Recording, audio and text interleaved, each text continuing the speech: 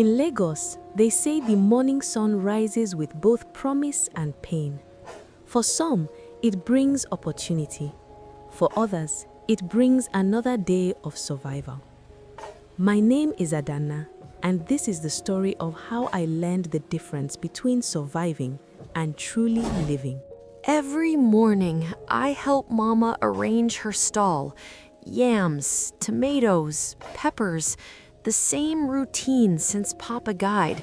She built this business with her bare hands, and every day I watch her smile at customers while her back aches and her feet swell.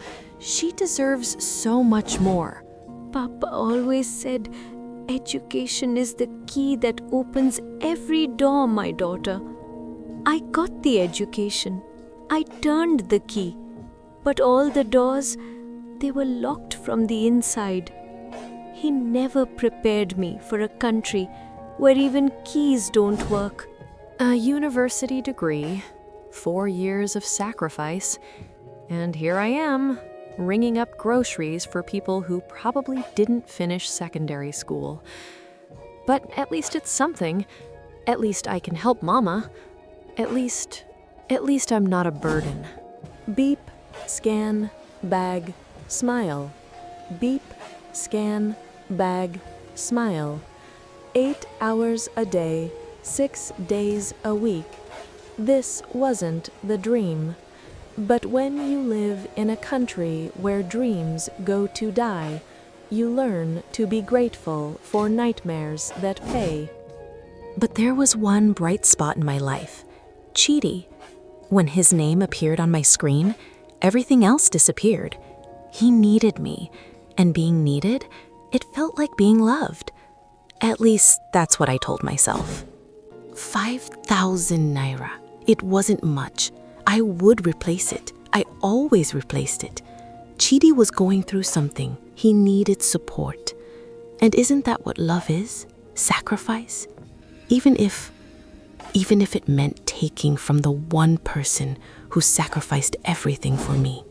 I didn't notice him at first. Just another customer. Just another transaction. But he noticed me. And that attention, it made me uncomfortable. Because I had already given my heart away. I thought there was no room for anyone else. He tried to talk to me. Gentle words, kind eyes. But I had heard kind words before. I had seen kind eyes before. And I learned that kindness from strangers is just manipulation waiting to reveal itself. So I kept my walls high. What Adana didn't know was that Adekunle Okonkwo was not like the others. He was a man who had loved deeply and lost everything. And when you've held real love in your hands and watched it slip away, you recognize it when you see it again.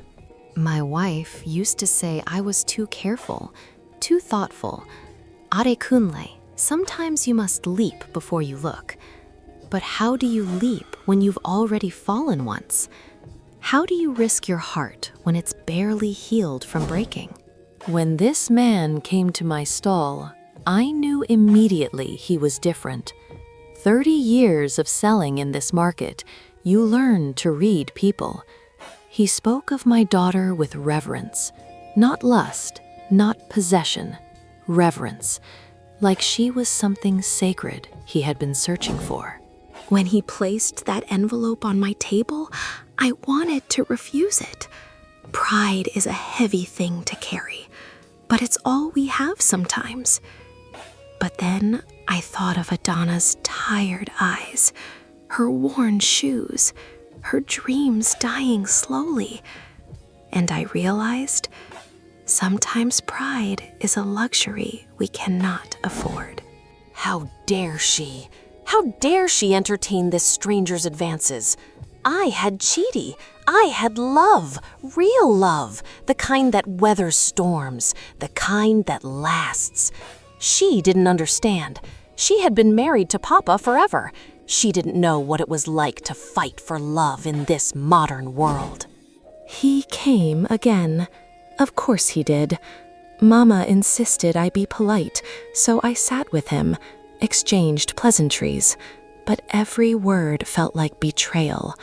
Betrayal to Chidi, to what we had.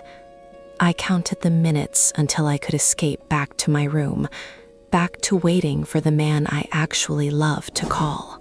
And then I couldn't breathe. My chest felt like it was caving in. The world tilted. I heard Mama screaming, but she sounded so far away. Strong arms caught me, and then darkness. Just darkness. Tuberculosis. Advanced. Life-threatening. The diagnosis came like a thunderbolt. While Adana had been sacrificing her health for a man who barely noticed her existence, her body had been waging a war she didn't even know she was fighting. I've been a doctor for 20 years, and the hardest part is never the diagnosis. It's watching families realize they must choose between life and poverty. 500,000 naira. For many Nigerian families, it might as well be 5 million. My daughter, my only daughter, the one thing my husband left me before God took him home. And I couldn't save her. I couldn't even afford to save my own child. What kind of mother am I?